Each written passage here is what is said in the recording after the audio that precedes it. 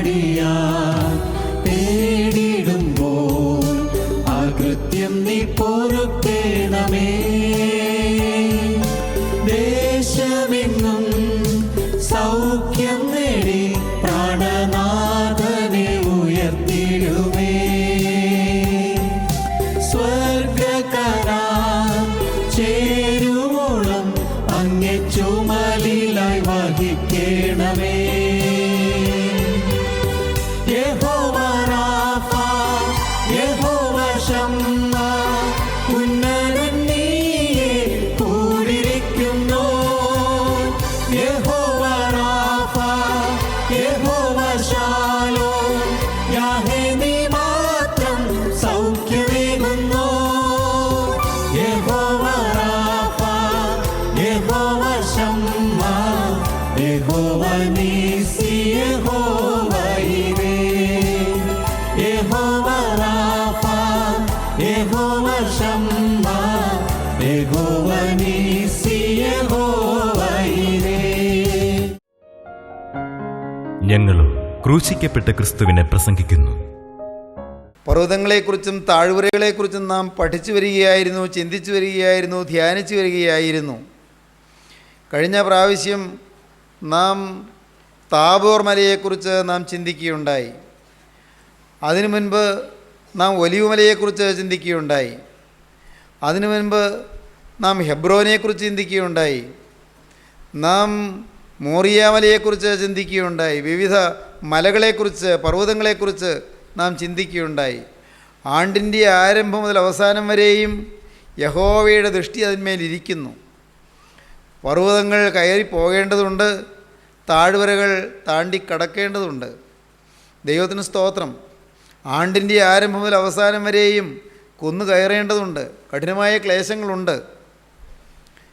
താഴ്വരകൾ കടന്നു പോകേണ്ടതുണ്ട്, പല പല കുണ്ടുകളും കുഴികളും കടന്നു പോകേണ്ടതുണ്ട്. പ്രതിസന്ധികളുള്ളതാണ് ജീവിതം. എന്നാൽ യഹോവയുടെ ദൃഷ്ടി അതിന്മേലിരിക്കുന്നു.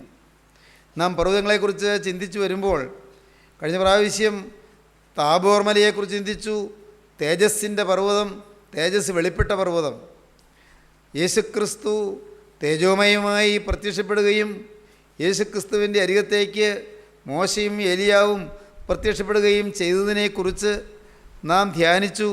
മാത്രമല്ല, പത്രോസും യാക്കോബും യോഹന്നാനും ആ സ്വർഗീയ നിമിഷങ്ങൾ ആസ്വദിച്ചതും അനുഭവിച്ചതും പിൽക്കാലത്ത് ഞങ്ങൾ മഹിമ കണ്ട സാക്ഷികളെന്ന് പത്രോസ് സാക്ഷ്യപ്പെടുത്താൻ തക്കവണ്ണം അനുഭവങ്ങൾ ആർജിച്ചതും എല്ലാം നാം ധ്യാനിക്കുകയുണ്ടായി. ഇന്ന് നമുക്ക് നെബോ പർവ്വതത്തെക്കുറിച്ച് ചിന്തിക്കാം. നെബോ പർവ്വതം, ആവർത്തന പുസ്തകം 32-ാം അധ്യായം 48-49 വാക്യങ്ങൾ തുടർന്ന് നാം വായിക്കുമ്പോൾ നാം ഇങ്ങനെ കാണുന്നു. അന്ന് തന്നെ യഹോവ മോശയോട് അരുളി ചെയ്തത്, നീ യെരീഹോവിനെതിരെ മോവാബ് ദേശത്തുള്ള ഈ അബാരീം പർവ്വതത്തിൽ നെബോ മലമുകളിൽ കയറി ഞാൻ ഇസ്രായേൽ മക്കൾക്ക് അവകാശമായി കൊടുക്കുന്ന കനാൻ ദേശത്തെ നോക്കി കാണുക. മോശയോട് ദൈവം പറയുകയാണ്, നീ നെബോ പർവ്വതത്തിൽ കയറുക. അങ്ങ് യോർദാൻ്റെ അപ്പുറം പാലും തേനും ഒഴുകുന്ന ഫലഭൂയിഷ്ടമായ കനാൻ ദേശം പരന്നു കിടക്കുന്നു, വിസ്തൃതമായി കിടക്കുന്നു. നീ ഈ പർവ്വതത്തിൻ്റെ മുകളിൽ കയറി അപ്പുറമുള്ള കനാനെ നീ കാണുക. നീ അപ്പുറമുള്ള ആ സ്വർഗീയ കനാൻ്റെ ആസ്വാദ്യതയുള്ള മധുരിമയുള്ള ഭൂഭാഗങ്ങളെ നീ കാണുക. ദൈവത്തിൻ്റെ പ്രത്യേക നോട്ടവും സംരക്ഷണയുമുള്ള കനാനെ നീ കാണുക. ദൈവം പറയുകയാണ്, നീ യെരീഹോവിനെതിരെ മോവാബ് ദേശത്തുള്ള ഈ അബാരീം പർവ്വതത്തിൽ നെബോ മലമുകളിൽ കയറി ഞാൻ ഇസ്രായേൽ മക്കൾക്ക് അവകാശമായി കൊടുക്കുന്ന കനാൻ ദേശത്തെ നോക്കി കാണുക. നിൻ്റെ സഹോദരനായ അഹ്റോൻ ഹോർ പർവ്വതത്തിൽ വെച്ച് മരിച്ച് തൻ്റെ ജനത്തോട് ചേർന്നതുപോലെ നീ കയറുന്ന പർവ്വതത്തിൽ വെച്ച് നീയും മരിച്ച് നിൻ്റെ ജനത്തോട് ചേരും. ഈ മലമുകളിലേക്ക് നീ കയറിപ്പോകും, പക്ഷേ നീ തിരികെ ഇറങ്ങി വരികയില്ല. ഈ മലമുകളിൽ വെച്ച് നീ മരിക്കും. മോനെ, ഞാൻ നിന്നോട് ചില കാര്യങ്ങൾ മുൻകൂട്ടി പ്രസ്താവിക്കുകയാണ്. നിൻ്റെ ജീവിതത്തിൻ്റെ അവസാന കാലയളവിലേക്ക് നീ വരികയാണ്. നീ മല കയറിപ്പോകും. അവിടെ നിന്നുകൊണ്ട് അപ്പുറത്തുള്ള കനാനെ നീ കാണും. അപ്പുറത്തുള്ള കനാനെ നീ നോക്കിക്കാണും. എന്നാൽ മോനെ, നീ തിരികെ ശരീരത്തിൽ ജീവനോടെ ഇറങ്ങി വരികയില്ല. നീ അവിടെ വെച്ച് മരിക്കും. നിൻ്റെ സഹോദരനായ അഹ്റോൻ ഹോർ പർവ്വതത്തിൽ വെച്ച് മരിച്ച് തൻ്റെ ജനത്തോട് ചേർന്നതുപോലെ നീ കയറുന്ന പർവ്വതത്തിൽ വെച്ച് നീയും മരിച്ച് നിൻ്റെ ജനത്തോട് ചേരും. ദൈവത്തിന് സ്തോത്രം. നിൻ്റെ ഐഹിക ജീവിതകാലം തീരാൻ പോവുകയാണ്. ദൈവത്തിന് സ്തോത്രം. ദൈവം മോശയ്ക്ക് എല്ലാം മുൻകൂട്ടി പറഞ്ഞു കൊടുക്കുകയാണ്. ദൈവത്തിൻ്റെ അനന്തമായ സ്നേഹം വേദപുസ്തകം വായിക്കുമ്പോൾ നാം കാണും. ദൈവം കണ്ടിട്ടുള്ള ഏറ്റവും വലിയ പ്രവാചകനായിരുന്നു മോശയെന്ന് നാം കാണുന്നത് അങ്ങനെയാണ്. അവസാനത്തെ അധ്യായം, ആവർത്തന പുസ്തകം 34-ാം അധ്യായം അവസാനത്തെ 2 വാക്യങ്ങൾ ഇങ്ങനെയാണ് നാം കാണുന്നത്. എല്ലാ ഇസ്രായേലും കാണുകെ മോശ പ്രവർത്തിച്ച ഭയങ്കര കാര്യമൊക്കെയും വിചാരിച്ചാൽ യഹോവ അഭിമുഖമായി അറിഞ്ഞ മോശയെപ്പോലെ ഒരു പ്രവാചകൻ ഇസ്രായേലിൽ പിന്നെ ഉണ്ടായിട്ടില്ല. ദൈവത്തിൻ്റെ വലിയ നാമം മഹത്വപ്പെടട്ടെ. ആവർത്തന പുസ്തകം അവസാനിക്കുന്നത് അങ്ങനെയാണ്.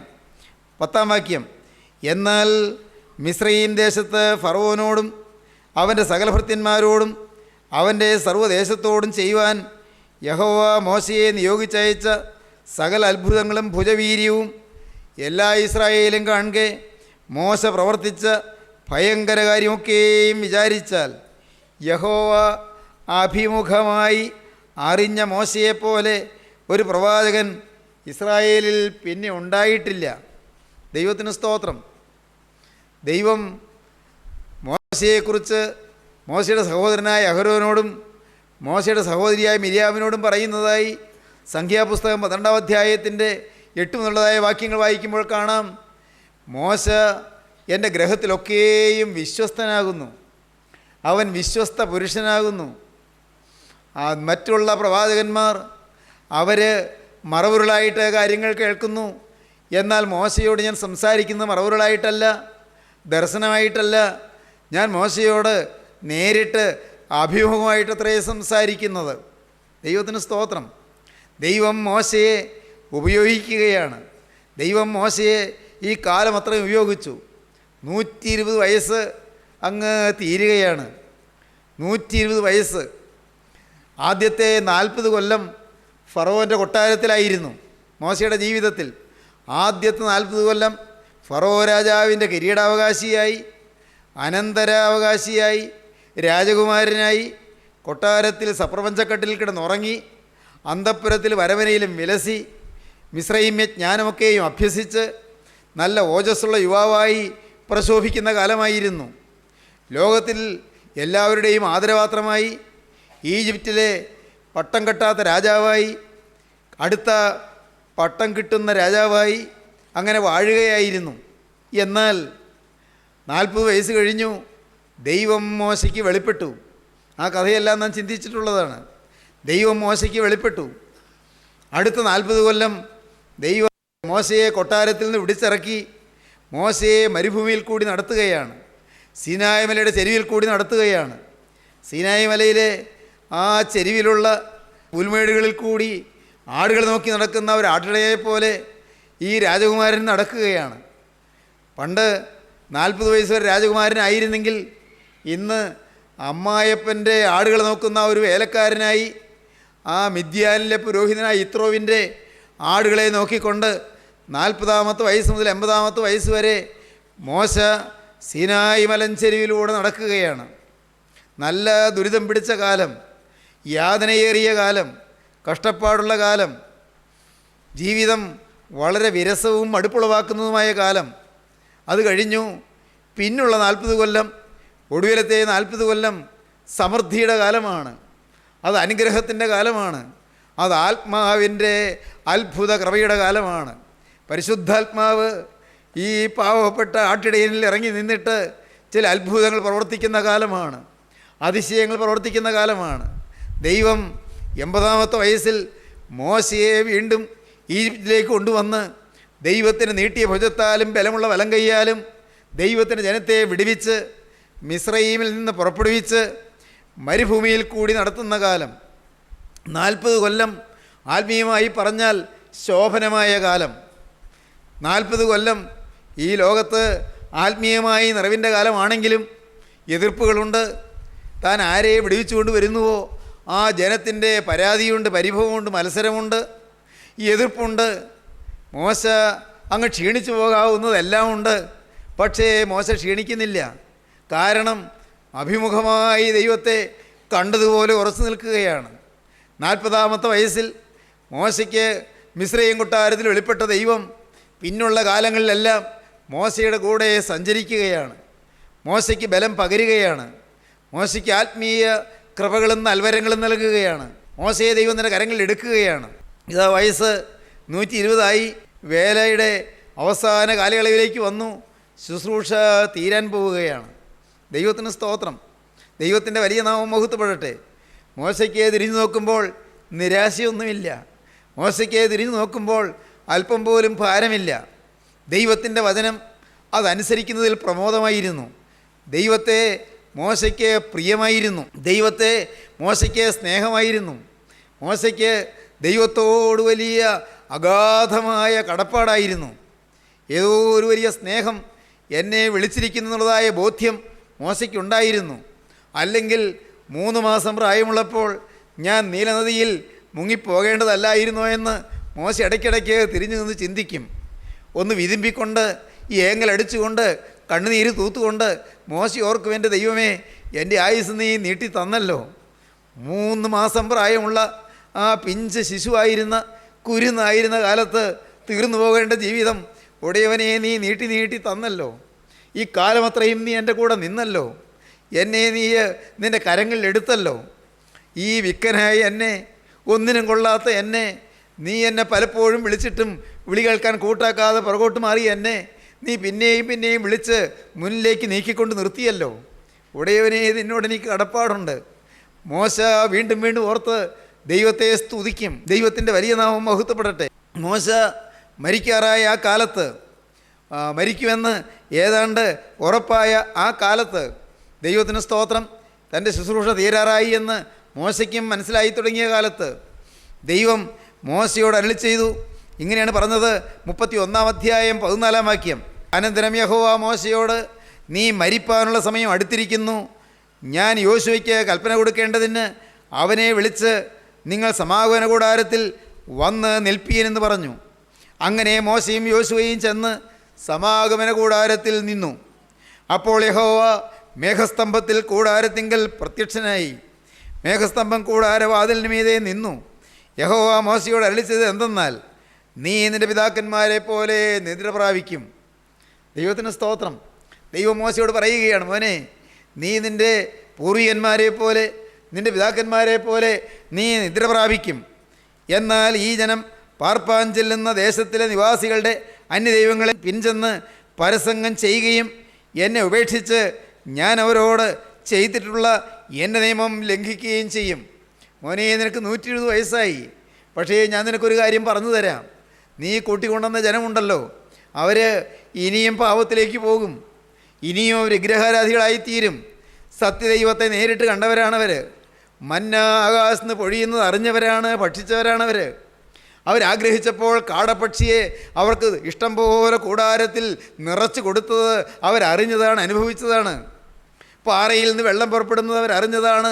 600,000 വെള്ളം കുടിക്കാൻ പാകത്തിന് ആ കനാൽ സിസ്റ്റം അവിടെ സിനായി മരുഭൂമിയിൽ തുറന്നത് അവർ നേരിട്ട് കണ്ടതാണ്.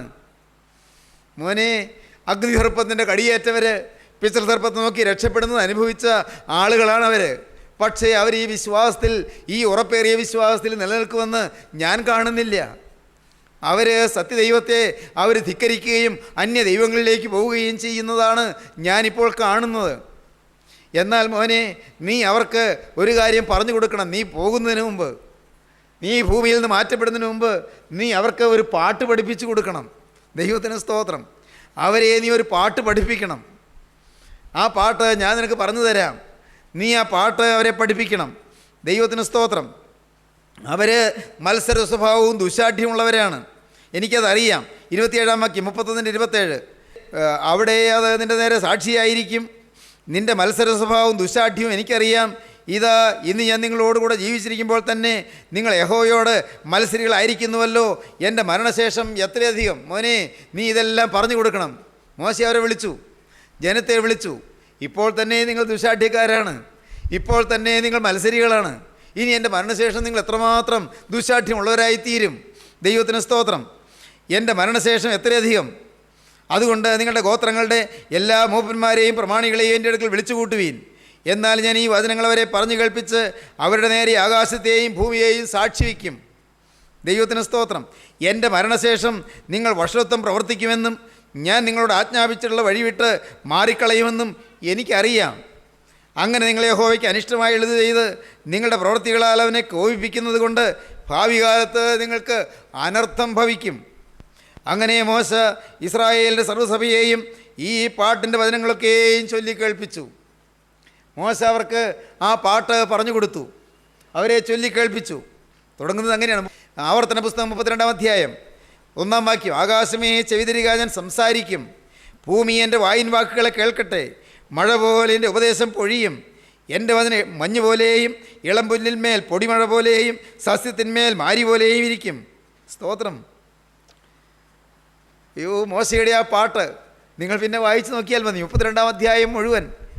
ആ 32-ാം അധ്യായം അതിൻ്റെ 47-ാം വാക്യം വരെയും വായിക്കുമ്പോൾ നാം കോരിത്തരിച്ചു പോകും. മോശയുടെ പാട്ട് അതിമനോഹരമായ ആ പാട്ടിൽ ഇസ്രായേൽ മക്കൾക്ക് എല്ലാ കാലത്തും ഓർക്കാനുള്ള സതുപദേശങ്ങളെല്ലാം ഉണ്ട്, നല്ല പ്രബോധനങ്ങളെല്ലാം ഉണ്ട്, നല്ല ആത്മീയ പാഠങ്ങളെല്ലാം ഉണ്ട്, നല്ല ശാസനകളുണ്ട്, വരാൻ പോകുന്ന കാര്യങ്ങളെക്കുറിച്ചുള്ള പ്രവചനങ്ങളുണ്ട്, ദൈവത്തിനുള്ള സ്തുതിഘോഷങ്ങൾ അർപ്പിക്കുന്നതായ കീർത്തനങ്ങളുണ്ട്, ദൈവത്തിനുള്ളതായ ആരാധനയുണ്ട്. എല്ലാം നിറഞ്ഞൊരു പാട്ട്. ദൈവത്തിന് സ്തോത്രം. പ്രബോധനവും പ്രവാചകവും എല്ലാം നിറഞ്ഞൊരു പാട്ട്, ഗീതവും കീർത്തനവുമായി തിങ്ങി നിൽക്കുന്ന ഒരു സംഗീതം. പ്രിയപ്പെട്ടവരെ, മോശ ആ പാട്ട് അവരെ പാടിക്കേൾപ്പിച്ചു. 44-ാം വാക്യം, 32-ാം അധ്യായം 44-ാം വാക്യം. അനന്തരം മോശയും നൂൻ്റെ മകനായ യോശുവയും വന്ന് ഈ പാട്ടിൻ്റെ വചനങ്ങളൊക്കെയും ജനത്തെ ചൊല്ലിക്കേൾപ്പിച്ചു. മോശ ഈ സകല വചനങ്ങളും എല്ലാ ഇസ്രായേലിനോട് സംസാരിച്ച് തീർന്നപ്പോൾ അവൻ അവരോട് പറഞ്ഞത്, ഈ ന്യായപ്രമാണത്തിലെ വചനങ്ങളൊക്കെയും പ്രമാണിച്ച് നടക്കേണ്ടതിന് നിങ്ങൾ നിങ്ങളുടെ മക്കളോട് കൽപ്പിപ്പാൻ തക്കവണ്ണം ഞാൻ ഇന്ന് നിങ്ങൾക്ക് സാക്ഷീകരിക്കുന്ന സകല വചനങ്ങളും മനസ്സിൽ വെച്ചുകൊള്ളുവീൻ. ഇത് നിങ്ങൾക്ക് വ്യർത്ഥ കാര്യമല്ല, നിങ്ങളുടെ ജീവൻ തന്നെയാകുന്നു. നിങ്ങൾ കൈവശമാക്കേണ്ടതിന് യോർദാൻ കടന്നു ചെല്ലുന്ന ദേശത്ത് നിങ്ങൾക്കിതിനാൽ ദീർഘായുസ്സുണ്ടാകും. എൻ്റെ ഈ പാട്ടിൻ വചനങ്ങൾ നിങ്ങൾ മനസ്സിൽ കുറിക്കൊള്ളുക, നിങ്ങളുടെ ഹൃദയത്തിൽ സംഗ്രഹിച്ചു കൊള്ളുക, അത് നിങ്ങളുടെ ഉള്ളിൽ സൂക്ഷിച്ചു കൊള്ളുക, നിങ്ങളുടെ ജീവിതത്തിൽ പ്രമാണമാക്കി വെച്ചുകൊള്ളുക. എന്നാൽ നിങ്ങൾ കടന്നു ചെല്ലുന്ന കനാൻ ദേശത്ത് നിങ്ങൾക്ക് സുസ്ഥിതിയുണ്ടാകും, അവിടെ നിങ്ങൾക്ക് സ്വസ്ഥതയുണ്ടാകും, അവിടെ നിങ്ങൾക്ക് ശാന്തിയുണ്ടാകും, അവിടെ നിങ്ങൾക്ക് സമാധാനമുണ്ടാകും. ആ കനാൻ ദേശം അത് നിങ്ങളുടെ സ്വന്തമായി തീരും, നിങ്ങളത് അവകാശമാക്കും. ദൈവത്തിന് സ്തോത്രം. അന്ന് തന്നെ യഹോവ മോശയോട് അരുളിച്ചെയ്തത്, നീ എരീഹോവിനെതിരെ മോവാബ് ദേശത്തുള്ള ഈ അബാരീം പർവ്വതത്തിൽ നെബോ മലമുകളിൽ കയറി ഞാൻ ഇസ്രായേൽ മക്കൾക്ക് അവകാശമായി കൊടുക്കുന്ന കനാൻ ദേശത്തെ നോക്കി കാണുക. മോനെ, മതി, നീ പറയേണ്ടത് പറഞ്ഞല്ലോ. മോനെ, എനിക്ക് സംതൃപ്തിയായി. നീ ചെയ്യേണ്ടത് ചെയ്തല്ലോ. നിൻ്റെ ശുശ്രൂഷ നിർപടിയായി നിവർത്തിച്ചല്ലോ. നിനക്ക് ആയ കാലത്ത് ചെയ്യാവുന്ന വേല നീ ചെയ്തല്ലോ. മോനെ, എനിക്ക് സന്തോഷമായി. ഇനി നീ കയറി വരിക, ഈ നെബോ മലമുകളിൽ കയറുക. നീ അവിടെ നിന്നുകൊണ്ട് അങ്ങ് അക്കരെ നീ ജനത്തെ കൂട്ടിക്കൊണ്ടിരുന്ന ദേശമില്ലേ കനാൻ ദേശം, യോർദാൻ്റെ അപ്പുറത്ത് നിനക്ക് കാണാം നെടുകേ ഒഴുകുന്ന യോർദാൻ ആറ്, വിശാലമായ യോർദാൻ ആറ് അങ്ങനെ നെടുകേ ഒഴുകുന്നത് നിനക്ക് കാണാം. അതിനപ്പുറത്ത് അതിമനോഹരമായ ഫലഭൂയിഷ്ടമായ കനാൻ ദേശം നിനക്ക് കാണാം. ആ ദേശത്തേക്കാണ് മോനെ നീ അങ്ങ് ഈജിപ്തിൽ നീ ജനത്തെ കൂട്ടിക്കൊണ്ട് വരുന്നത്. പക്ഷേ നീ അവിടെ പ്രവേശിക്കില്ല. അതിന് ചില കാരണങ്ങളുണ്ട്, ഞാൻ നിന്നോട് പറഞ്ഞിട്ടുണ്ടല്ലോ. നിൻ്റെ കാലവിടെ കുത്തുകയില്ലപ്പോൾ. പക്ഷേ നീ ആ ദേശം ഒന്ന് നോക്കിക്കാണ്. ജനത്തെ കൂട്ടിക്കൊണ്ട് വന്നതല്ലേ, ത്യാഗമേറെ സഹിച്ചതല്ലേ.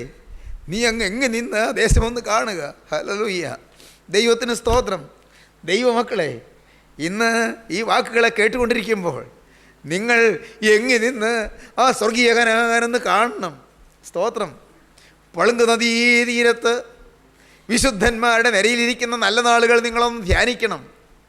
പളുങ്കടൽപ്പുറത്തിരുന്ന് ഞാൻ എൻ്റെ കളങ്കമറ്റ യേശുവെ കാണുമെന്ന് ഭക്തൻ പണ്ട് പാടിയതുപോലെ പളുങ്കടൽ തീരത്തിരുന്ന് ഞാൻ എൻ്റെ കളങ്കമറ്റ യേശുവെ കാണും. നവ യെരൂശലേമിൻ്റെ അമ്മേ, നവ യെരൂശലേമിൻ്റെ അമ്മേ, ഭവനം എനിക്ക് നീ ചെമ്മേ. അമ്മേ, നീ എനിക്ക് ഭവനമാണ്, നീ എനിക്ക് അമ്മയാണ്. നവ യെരൂശലേം എനിക്ക് വേണ്ടി ഒരുക്കിയിരിക്കുന്നത് ഞാൻ കാണുന്നു. മുത്തുരത്നങ്ങളാൽ അലങ്കൃതമായ ഉത്തുംഗമാം ഭവനത്തിൽ എത്തും ഞാൻ ഈ യുഗാന്ത്യത്തിൽ. ദൈവത്തിന് സ്തോത്രം. ഞാൻ ഉത്തുംഗമായ ഭവനത്തിൽ, മുത്തുരത്നങ്ങളാൽ അലങ്കൃതമായ ഉത്തുംഗമായ ഭവനത്തിൽ, സ്വർഗീയ ഭവനത്തിൽ ഈ യുഗത്തിൻ്റെ അന്ത്യത്തിൽ ഞാൻ എത്തും. എന്നിട്ട് ഞാൻ സ്തുത്യപാദങ്ങൾ ഞാൻ മുത്തും. ദൈവത്തിന് സ്തോത്രം. ഭക്തനായ മഹാകവി KV സൈമൺ പാടിയതാണ്. പണ്ട് ചെറുപ്പത്തിൽ ഞാൻ ആ പാട്ട് പാടി ആസ്വദിച്ചിട്ടുണ്ട്. എന്നെ വലമ്പൂർ പള്ളിയിൽ സൺഡേ സ്കൂൾ പഠിപ്പിച്ച Sunday school head master Skaria ചേട്ടൻ ആ പാട്ട് പാടിത്തരുമ്പോൾ ഞാൻ ആനന്ദത്തോടെ പാടിയിട്ടുണ്ട്, കൊച്ചുകുട്ടിയാണെന്ന്. പക്ഷേ എനിക്ക് അത് വലിയ പ്രമോദമായിരുന്നു. പളുങ്കുകടൽ തീരത്തിരുന്ന് ഞാൻ എൻ്റെ കളങ്കമറ്റ യേശുവെ കാണും. നിങ്ങൾ കേട്ടിട്ടുണ്ടോ ആ പാട്ട്? പളുങ്കുകടൽ തീരത്തിരുന്നു ഞാൻ എൻ്റെ, പളുങ്കുകടൽ തീരത്തിരുന്നു ഞാൻ എൻ്റെ കളങ്കമറ്റ യേശുവെ കാണും. വിളങ്ങും വിശ്വാസത്താലോടും കളങ്കമറ്റ യേശുവെ കാണും. വിളങ്ങും വിശ്വാസത്താലോടും നവ യെരൂശലേമെൻ്റെ അമ്മേ, ഭവനമെനിക്കു നീ ചെമ്മേ. അന്ന് ഞങ്ങളുടെ സൺഡേ സ്കൂൾ ഹെഡ് മാസ്റ്റർ പാടുമ്പോൾ എന്തൊരു ആനന്ദമായിരുന്നു, എന്തൊരു ഈണമായിരുന്നു, സംഗീത മാധുരിയോടെ. ഇന്ന് അദ്ദേഹം ഈ ഭൂമിയിലില്ല.